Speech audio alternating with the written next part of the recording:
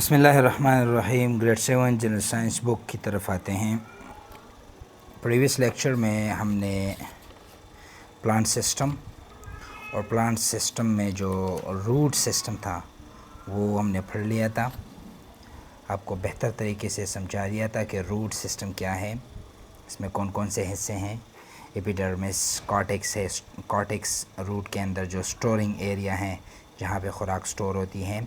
Vascular बैंडल्स है, xylem और phloem. Xylem में वाटर की कंडक्शन होती है और फ्लोएम में खुराक की कंडक्शन लीव से all parts of the body तक होती है। ठीक है, तो ये सारा कुछ हमने रूट सिस्टम में पढ़ा था। 3 टाइप्स ऑफ रूट्स और functions of roots, aerial roots, tap root, fibrous roots, ये सारा कुछ हमने पढ़ लिया था। ठीक है, आज हम प्रैक्टिकली आपको दिखा देते हैं। ये हमारे पास ज़मीन से ऊपर वाला हिस्सा है, इसको हम कहते हैं शूट सिस्टम, और ज़मीन से नीचे जो हिस्सा है इसको हम कहते हैं रूट सिस्टम। आप देख रहे हैं, तो ये रूट सिस्टम है। इसमें हमने बता दिया था कि यहाँ पे एपिडर्मिस है, ये आउटर लेयर ये एपिडर्मिस है, और रूट हेयर्स ये छोटे छोटे आपको नज़र आ रहे हैं, ये रूट हेयर्स हैं। ठीक है, बारीक बारीक से, और ये इसका तना है जिसको हम स्टेम कहते हैं। ज़मीन से ऊपर जितना भी हिस्सा है उसको हम शूट कहते हैं। शूट में फिर ये स्टेम, ये लीव्स, और इस तरह ये फ्लावर्स, सीड्स, ये सारा कुछ ये ज़मीन से ऊपर वाले हिस्से को कहते हैं, और इसको हम आज पढ़ेंगे शूट सिस्टम कहते हैं, जिसमें 4 चीज़ें शामिल है आपके लेवल के मुताबिक: stem, leaves, flowers and fruits. तो आइए आगे जाते हैं। ये जितनी भी बातें हैं उस पर हम डिस्कशन कर लेते हैं, और आपके बुक में जो कुछ हैं उसको हम बता देते हैं। ठीक है, शूट सिस्टम मैंने बता दिया कि ज़मीन से ऊपर जो हिस्सा है उसको हम कहते हैं शूट। अब ये 4 हिस्सों पर मुश्तमिल हैं। एक को हम कहते हैं स्टेम, दूसरे को हम कहते हैं फ्लावर्स, तीसरे को हम कहते हैं सीड्स, और चौथे को हम कहते हैं लीव्स। ये 4 हिस्से ये शूट में आते हैं। अब स्टेम, बेटा याद रख ले, ये 2 किस्म के हैं। एक वुडी स्टेम है, वुडी स्टेम, और सेकंड वन जो वो इलास्टिक स्टेम है या हर्बेशियस स्टेम, हर्बेशियस स्टेम। अब वो तना जिसमें वुडी नेचर हो, यानी सख्त हो, छोटा पौधा हो या बड़ा पौधा हो। अब ये देख ले, ये वुडी नेचर का है। वुडी, इसमें लकड़ी मौजूद है, यानी ये नरम नहीं है इस तरह। ये भी देख रहे आप, ये देख लें। अब ये हर्बेशियस है, ये हर्ब है, हर्ब, और ये श्रब है।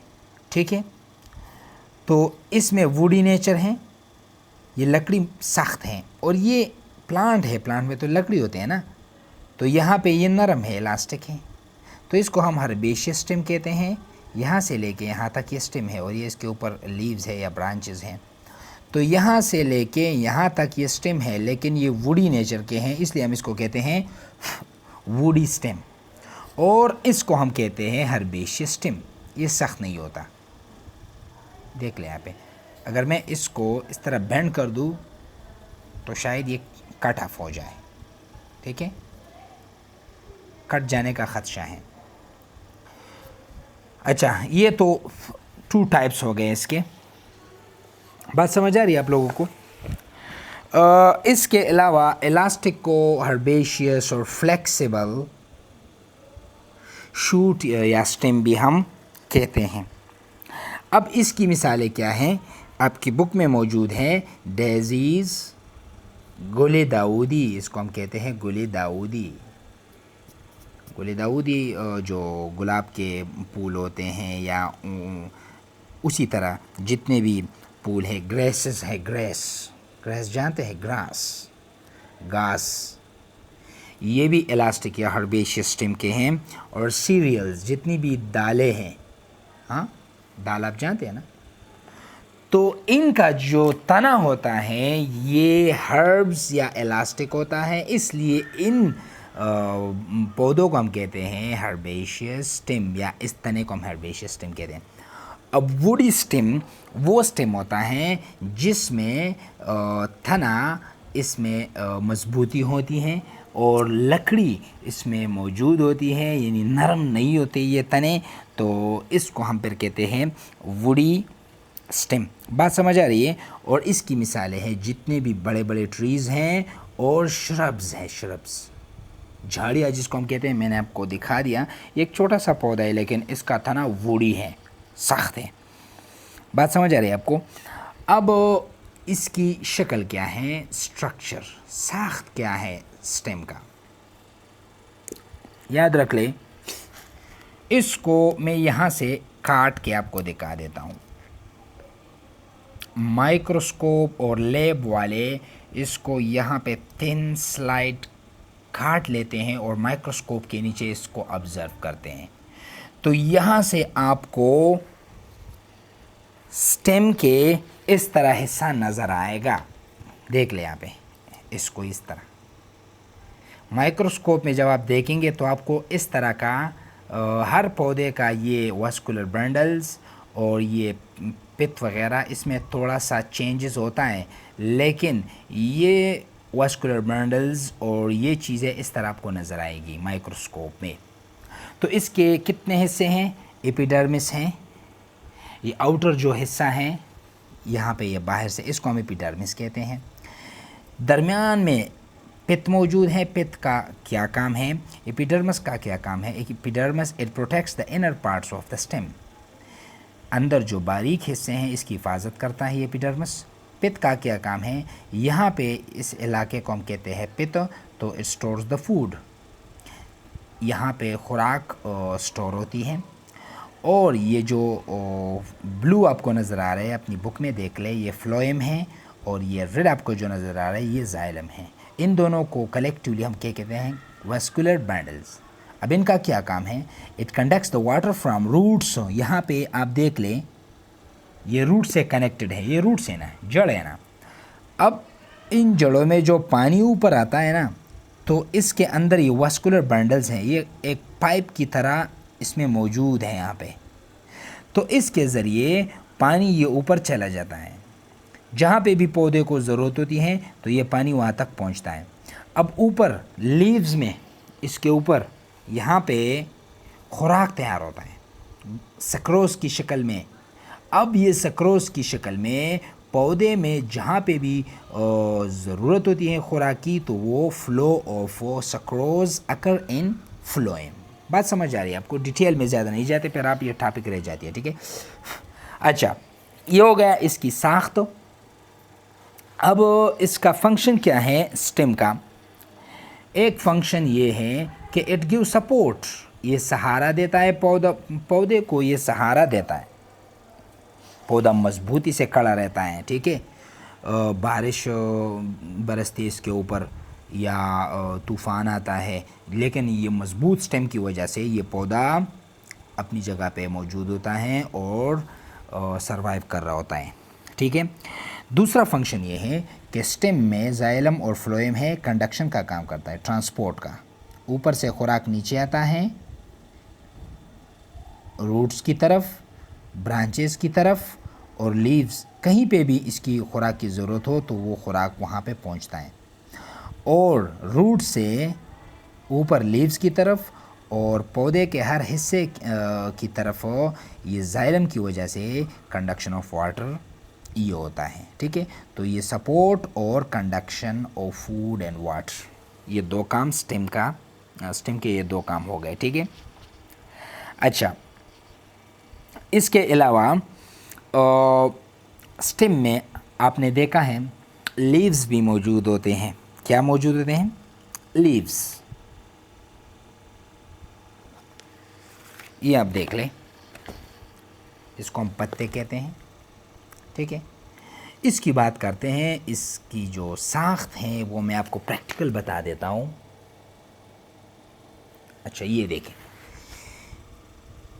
नेक्स्ट पेज में लीव्स का सबक मौजूद है। तो यहाँ पे मैं आपको दिखा देता हूँ। ये एक लीफ है। इस लीफ के दो हिस्से हैं। एक ये वाला हिस्सा, ठीक है, आपको नज़र आ रहा है या नहीं? ये हिस्सा, इसको हम कहते हैं लीफ स्टॉक या पेटियोल। ठीक है, लीफ स्टॉक बोले, पेडिसल, पेटियोल, ये आगे पढ़ेंगे। ठीक है, आपकी लेवल के मुताबिक यहाँ से यहाँ तक इस हिस्से को हम कहते हैं, या यहाँ से यहाँ तक लीफ स्टॉक कहते हैं। अब ये जो हमवार हिस्सा है, जो ये फ्लैट हिस्सा है, इसको हम कहते हैं लीफ ब्लेड। दो हिस्से हो गए। इसके बाद ये जो दरमियान में ये रग वेसल सा मौजूद है, यहाँ से आपको क्लियर नज़र आ जाएगा। ठीक है ना, इसको हम कहते हैं मिडरिब।